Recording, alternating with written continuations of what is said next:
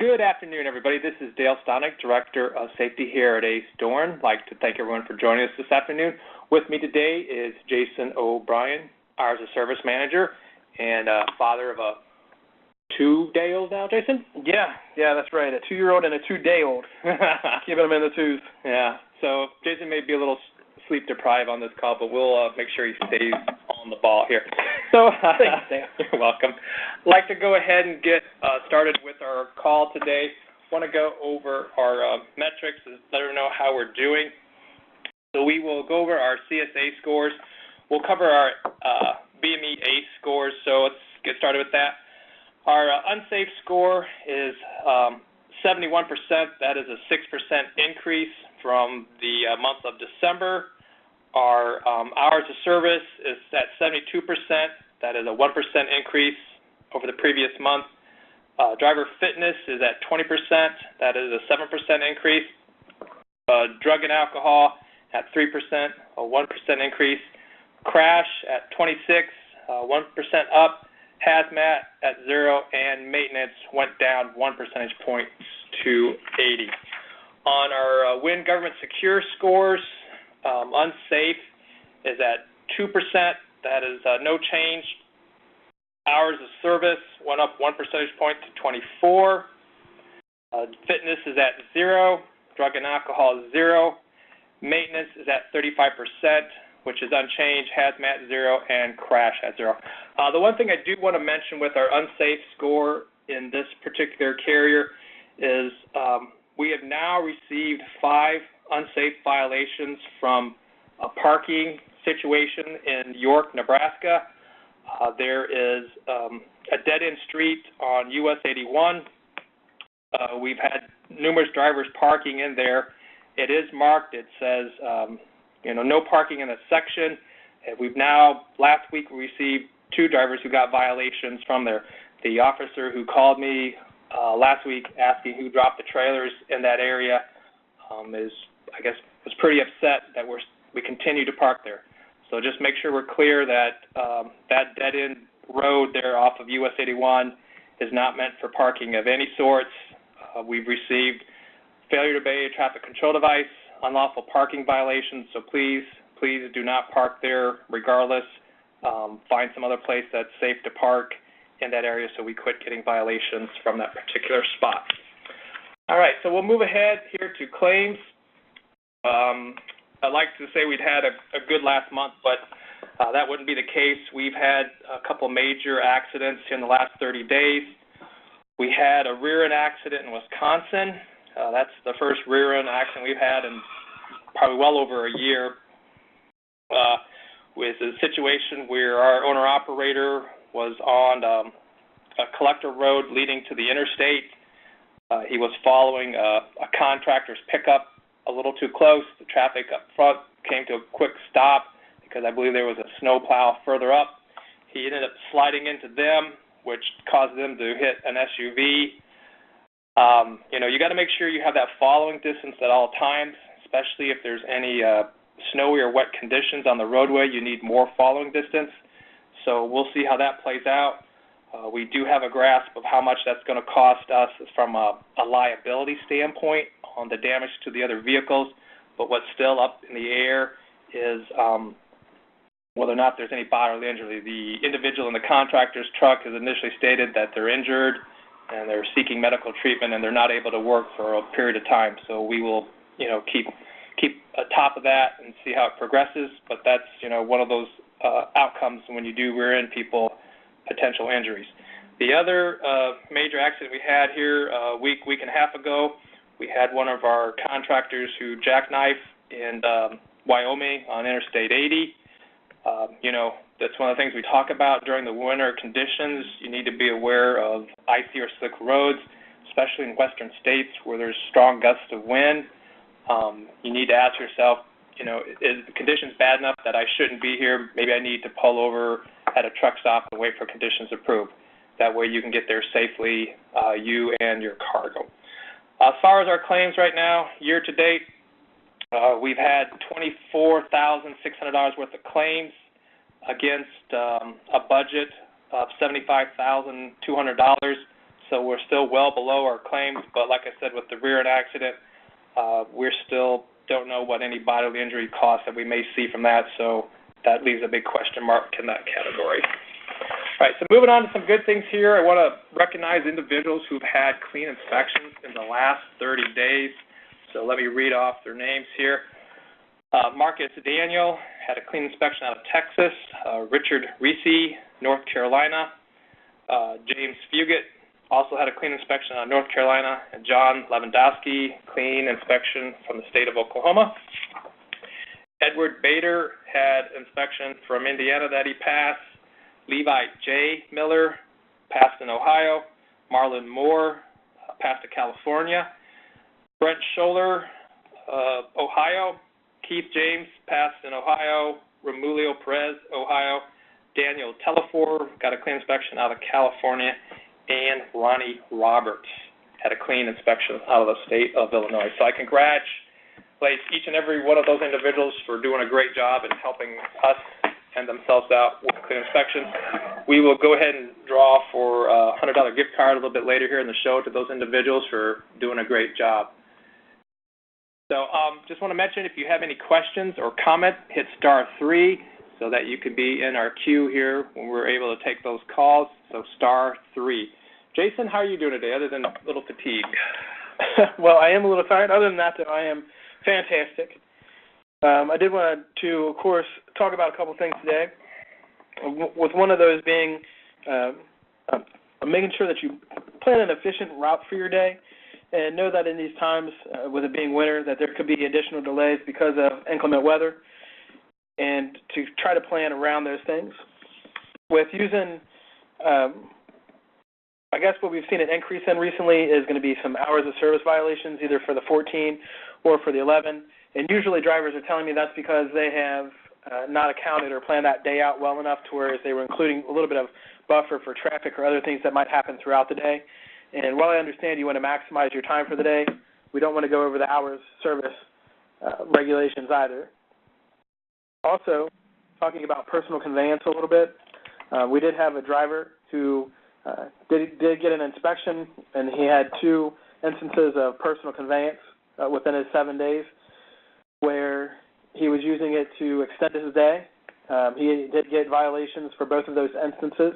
You don't get it usually for just one, or if you have multiple, so he did get it for both of those, and that ends up being a lot of points for him as well as the company. And then, of course, it puts us, at a great risk for at least the next 6 months should he have an accident and seriously injure someone or even kill them.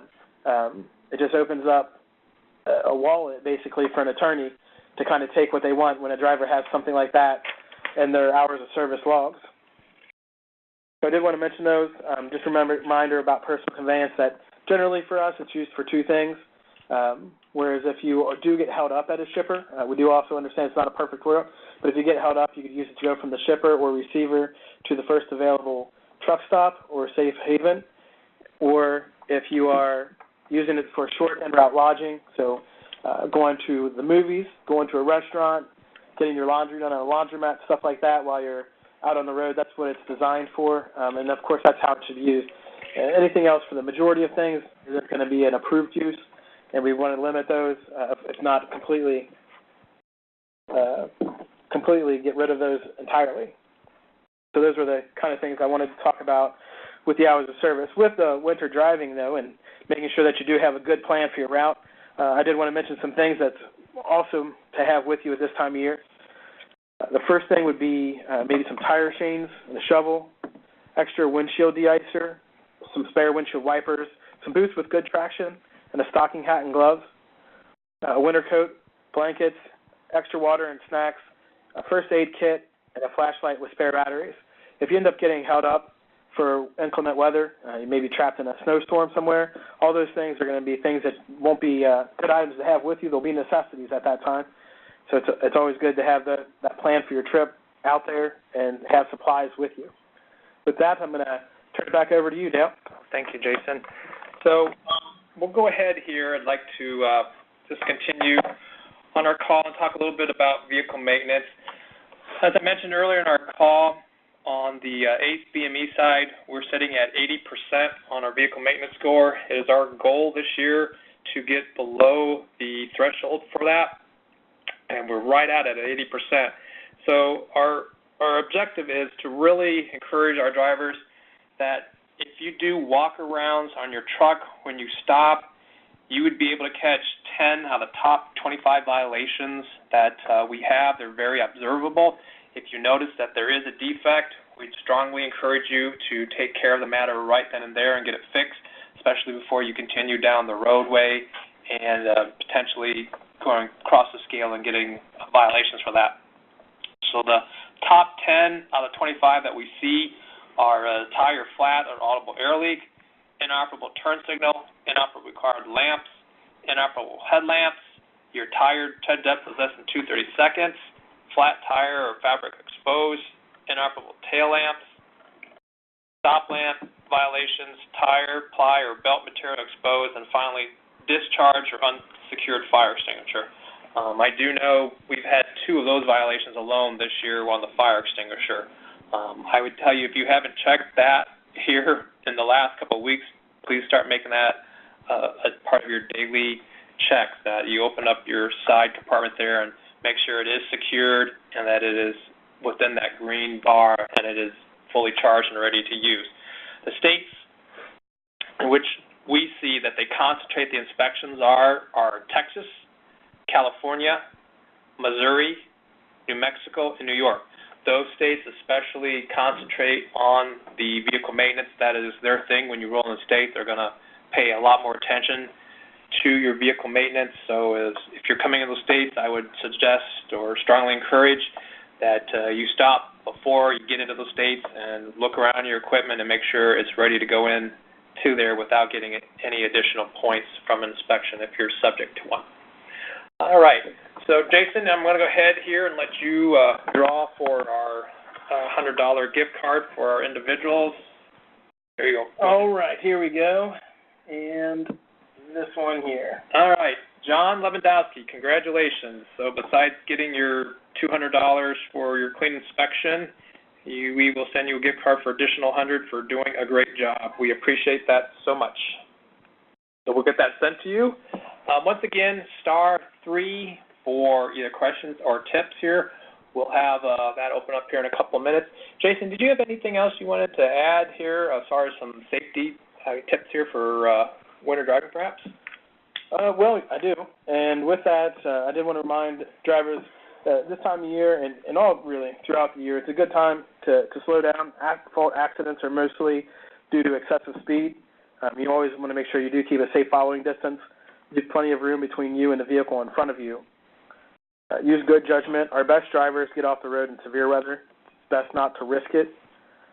And then don't stop on the shoulder in snowy conditions. Other vehicles can mistake you for being on the road. If possible, you want to keep your tanks topped off. The extra weight was going to help with traction. And keep your tractor and trailer lights clean. Make sure that you can be seen. Don't push beyond your limits. Overconfidence is dangerous as a careless driver. And keep your windows clean. If you can't see out, that's another sign to get off the road. Oh, those are good tips, especially about pulling over onto the side of the road in snowy conditions. I, from past experience, have had issues where drivers may be on the side of the road and passenger cars lose track of the roadway and they end up falling right in behind you and hitting you in the trailer. So definitely, if you have to get off at an exit and find a place that's safely off the roadway during severe storms. So it looks like we do have a couple of drivers in queue here, so we're going to go ahead and open that up here in a second. I do want to mention, because we're at the end of the month, that vehicle maintenance is due tomorrow, so please, if you were due for a February inspection, you get that turned in along with your maintenance reports, so turn in your inspection maintenance reports. Those are due, and I know we are in the process of renewing plates for individuals who have Illinois, so Lori's probably reached out to anyone who we need a 2290 for. If you are one of those individuals, please get that to her or us as soon as you can so that we can have plenty of time to get your plates renewed. With that, we'll go ahead and looks like Don Phillips is the first caller up here. Don, how are you? Good evening. How y'all doing today? Doing well, Don. Thanks for joining us. Yeah. On the safety issue, Dale, congratulations. Thank you. I don't think everybody knows what we're talking about. If you would expand on that a little bit about the. Oh, well, thank you, Don. We had such a great year last year with our claims. It was really, the drivers who did it, but received recognition from the organization for having such a great year. For that, I got a Safety Impact Award for that. As I appreciated that so much, but it's really, it's the drivers who have made that happen. So I'm just so fortunate we have a really great group of individuals working here that, do so well and are so safety conscious. That pretty well explains it. A little bit more into detail. I guess that your group of us had the best safety record of all the divisions of Bennett. Is that correct?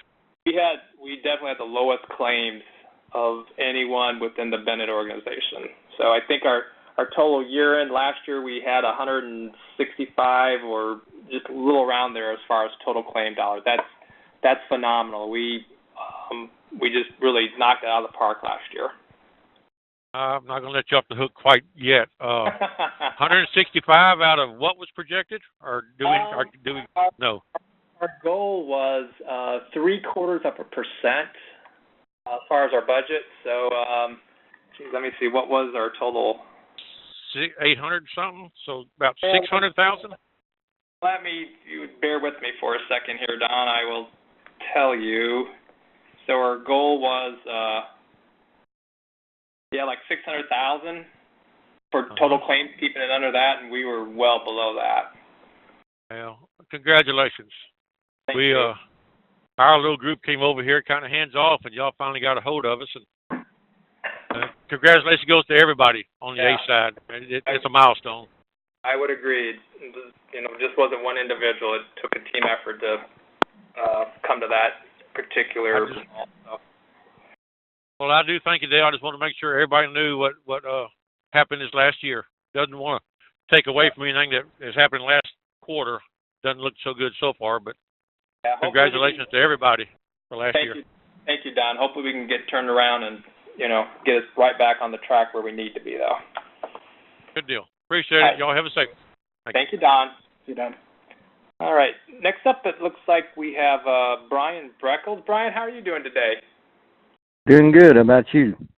Well, what do you have for us? Well, I'm glad y'all brought it up today. It was hours of service concerning personal conveyance. There's been a lot of confusion over whether you can, if you're laid over on a site or at a wind site or something, whether you can use it to go from your loaded trailer and back to your loaded trailer.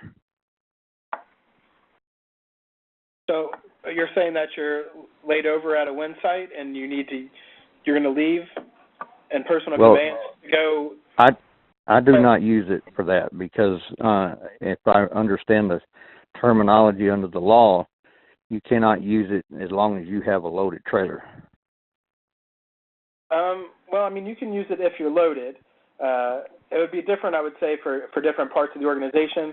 And being like with the wind division, that's probably something that's not really going to happen. However, other drivers that have not oversized loads would be able to use personal conveyance if they were loaded. So if you are loaded, you could use personal conveyance for short trips. If you needed to go, like to do your laundry or dinner and stuff like that. Yeah, that's Walmart. Fine. So are you kind of asking if you're out on a job site and you've been there all day and your 14-hour clock is burnt up and you needed to get back to the motel or wherever you're staying, that would be okay to use personal conveyance for that short route back, because it wouldn't be expected that you obviously spend the night there in the truck out on that site. But what we really got to watch is people who use personal conveyance to drive long distances that are outside of your normal hours of service hours. Okay. Now, I'm going to put a, for instance in there, and Glenn and all of them were down there last year when we were doing that job there just south of Lubbock, Texas. And the only place you could get a motel was in Lubbock. Okay. And it was a 40-mile drive. If that is the closest you can get, I mean, the rules are somewhat open because certain circumstances. I mean, if that is the closest place you can get a safe place, and then that is the closest. Yeah, if that's the closest safe haven is 40 miles away, and that would be easy for an officer to understand that if you got a DOT, then that's going to be acceptable. A lot of times with personal conveyance, it's up to the officer's discretion, and if he feels like you drove past 3 motels to get to the one that you wanted to go to, then he's probably going to give the violation. Yeah. Okay, because I was under the impression that personal conveyance was restricted to a 25-mile radius. Well, the regulations, they don't actually give you a limit, whether it's in time or mileage, but the circumstances that you're able to use it for kind of create those for you. A lot of the regulations for the personal conveyance are going to read the first available safe haven or safe location, so that limits you that way, even though there's not like a hard limit like 25 miles or 40 miles or something like that. So kind of like what Jason pointed out, if you passed 3 truck stops and you were stopped by an officer and you're under personal conveyance, they're going to ask, why didn't you stop at one of those beforehand and you're still going? So you just got to be mindful of that if you're using it. Okay, because there was a fuel stop there at the little town, but there really wasn't truck parking there. It doesn't designate truck parking, so. Right, and the other thing with a lot of you that have oversized loads, there may not be any physical place for you guys to park either, some locations, and that's, I totally understand that. Mm-hmm. So. Well, even this little fuel stop, you barely could get 1 or 2 bobtails in there, and it was probably not advisable to try to park a few in there. Yep. So. And obviously an officer should take that in consideration. But the biggest thing we want to drive home is use discretion when you're using it. Don't abuse it, because it's not so clear-cut where, like you mentioned, there's nothing that says 25 miles. If you're using it and you're going 2-3 hours on it, you're putting yourself and the company at risk for various things, obvious violations. That becomes an officer's discretion. It's like it does not appear that you're using in its intention. And the other thing is, if you are involved in an accident and shows you've extended your day, it's going to be an easy argument for fatigue, and that's why you had the accident. So. Oh yeah. Well, Go ahead, Brian. Is there a limit on an 8-day cycle that you could use it? Again, no, there's not any hard limits that they put into the regulations like that. What I was going to mention, though, is kind of just on the top of what Dale was saying there. If he said if you have an accident when you've gone over your regular driving hours and you're using personal conveyance, even if a car was to hit you, because you can't legally be there, it's going to be your fault in that situation. Yeah. And that's kind of the caveat there with personal conveyance, is it opens the door for a lot of problems for the trucking company when it's used inappropriately, and we just want to reduce those instances from happening. Yeah. So we don't have them. So we don't have to worry about that part of it. So. Well, I just do not try to use it at all because of that purpose. That's probably the best. Yeah, that's the best way. And then if you have to use it, as long as you're using it right, that's okay. But if you don't open the door, you can't get a violation for it. I would tell you, just from roughly an officer standpoint, short little ones are fine, but if you see long stretches of hours on it, that's just really opening the doorway for additional questions and, stuff like that. But we appreciate your call, Brian. We have a couple other drivers on the line here. We want to get to them. Thank you so much, sir. Thank you. All right. Looks like we have another caller, Tanya, or it's probably Thomas Stanford. Tom, are you on? Yeah, I'm here. How are you doing today? Yeah, I'm doing all right. How you guys doing? Doing well. Do you have a safety tip or a question? Well, I actually had 2 questions. One of them was about the new vehicle maintenance cycle. Go ahead. They said it started April. It's going to start April 1st, right? Yeah, so we didn't mention it. My bad, but we meant to. Yeah, we talked about mentioning it. April 1st, we are going to go over to annual inspections. So you only have to get an inspection once a year, unless you have a failed vehicle roadside inspection. If you have a maintenance write-up on a roadside, then you will have to go get an inspection again to verify that all the repairs have been done. And then that will be your new inspection that we'll use going forward, and it'll be good for 1 year. With that being said, that we still need people to make sure they turn in their quarterly maintenance reports that showing their, change in oil, right, tires, all that other dust and brakes, and lights, and all that. All that stuff. Yeah. I was just trying to double check with that. I wasn't sure when they talked about it. Someone had said something on the Bennett thing, and I was kind of confused as to whether they were going to take the ones that we've already done, like for February or March. Yeah, if those were going to be good for a year, or if we have to have them done after April to start that year. You know what I mean? Right, you're right. So if you're doing February, I still need you to do a February, and then you would do one in May, and that May one will be good for 1 year at that point. Okay. So anything done after April 1st will be good for the year. Okay, gotcha. Yeah, correct. Okay. And then my second question was about the personal conveyance. I know everybody's kind of got their own little definition of what they're allowed to do, what they can't do, and all that. Now, I had a question about, and me and Jason have talked about this before, like the truck show's coming up in March. And every year before, I've always personal conveyed down there, because that's a personal trip for me. You know what I mean? I'm not doing that for business or nothing like that. I go there. That way it doesn't mess up my restart if I'm, on the weekend or whatever. You know what I mean? Would that be something that could still be done? You know what I mean? Like, I know you guys don't really want people doing that, but is it something I can still legally do? Because I've never had any issues in the past. Technically, I mean, you're not pulling a load, and it falls under that. Our personal stuff is, if you have the hours, please just put it under your drive. That way it doesn't open the door for an officer questioning, why do you have a 2-hour thing from wherever you're going to Louisville and then back. It just doesn't raise any flags. It's just cleaner that way, and, that's our preference. If you have the time on your hours, please just use it that way. So. Right. Okay. All right. Alrighty. Well, thank you. I appreciate it, fellas. Thank you so much. Looks like we have a couple callers dropped off. If you still have a question or a safety tip, you can hit *3, but we will go ahead and take our last caller here. Ricky, how are you? Yes, sir. How y'all doing today? We are doing great, especially me. I got some sleep last night, unlike Jason. Well, good deal. I got a question concerning over-the-road inspections. Okay.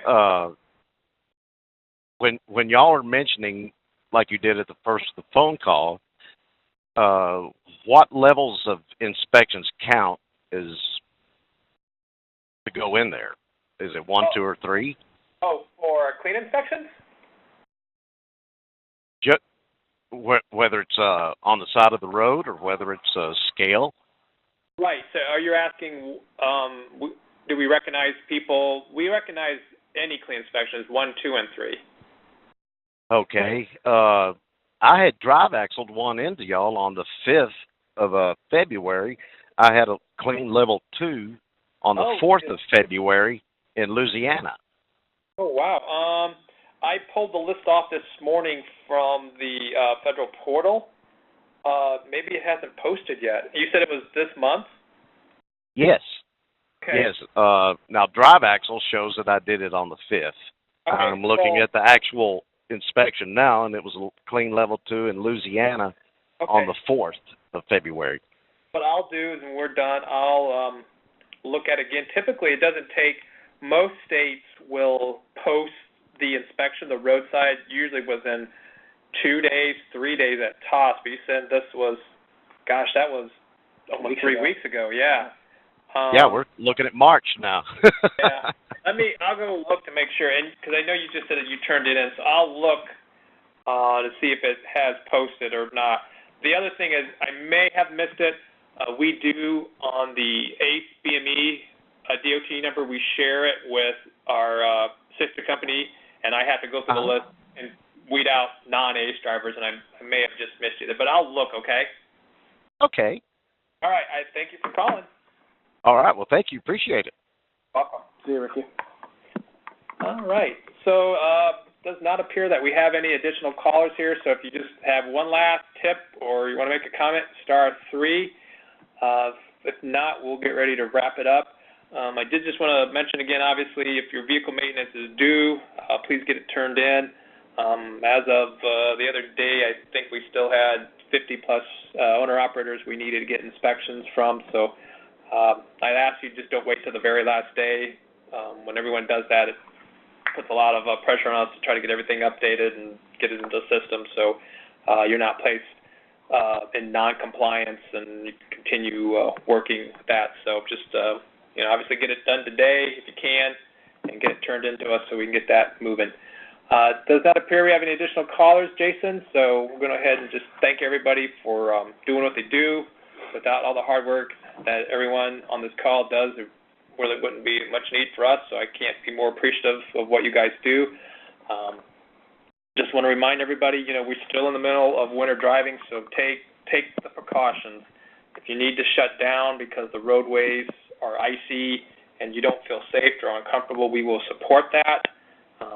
I just did have a fleet manager or an agent call us yesterday. One of their drivers were in South Dakota, and the customer was asking, how much longer is it going to be until they get their product, and why they were delaying. We supported that decision for our driver to wait until roadways improved.